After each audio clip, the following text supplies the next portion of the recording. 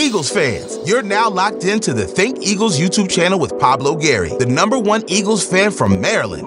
Kick it and go, kick it and go. With a stiff arm, spin move, in zones, go. Sideline, a touchdown, and put on a show. Kick it and go. I had to kick off and go. Kick it and go. I had to kick off and go. With a stiff arm, spin move, in zones, go. Let's go. Eagles on 3, 1, 2, 3. There you go. E-A-G-L-E-S, Eagles! What's going on, Eagles Nation? Welcome back to the channel. I'm Pablo Gary, I'm one Eagles fan from Maryland, man. Happy Wednesday, man. In today's video, got a quick one for you.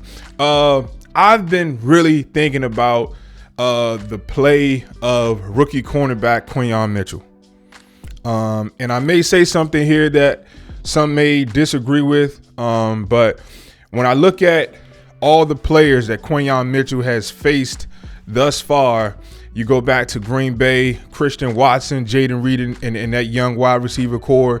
You think about the Falcons, how he handled Drake London. You think about the Saints, they had Rashid Shaheed and Chris Olave. I think our secondary did really well that game. Tampa Bay, Chris Godwin, future Hall of Famer, and Mike Evans. Quinyon Mitchell, he did a good job there. And then most recently, there were a lot of times in this Browns game where Quinyon Mitchell was matched up one-on-one against Amari Cooper, who obviously is a Buffalo Bill now, but he didn't flinch, man.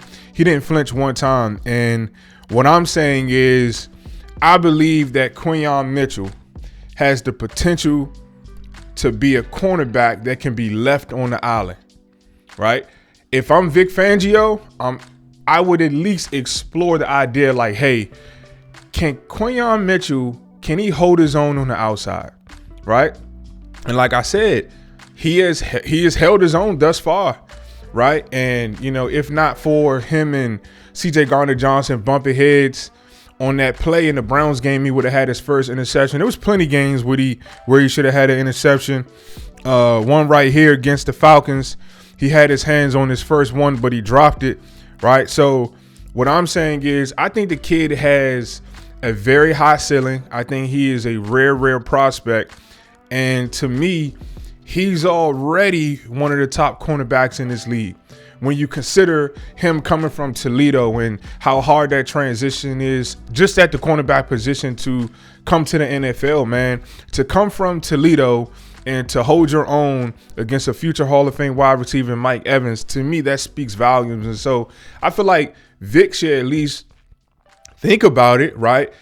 If you leave Quinyon Mitchell on the island by himself, I think it would help our defense in the running game. Now, Reed Blankenship could come up to fit the run. Now, C.J. Gardner-Johnson can kind of play closer to the offense. Closer to the line, come down in that box. And so I wouldn't obviously just throw him in the deep end, but I would definitely try it out. I would definitely try it, maybe a series or two here and there just to see how offenses will respond to it. Do they attack him more, right? Because I'm saying, the wide receivers that he's going against, their catch percentages is not high. So I'm kind of, if I'm Vic Fangio, like, okay, let's play checkers now, right? I'm going to leave my young guy out there on the island. I want you to test him, right? Because I trust him, and I believe that my guy can beat your guy. So, yeah, man, let me know what you guys think. I was thinking about Rex Ryan and former head coach Rex Ryan for the Jets and how he played Rogers Cromartie and Darrelle Revis, leaving those guys on the island. No, I'm not saying that Quinyon Mitchell is Darrelle Revis. Obviously not saying that, or even Cromartie. He still has a ton to prove. But I think, man, he's wired to be left on the island.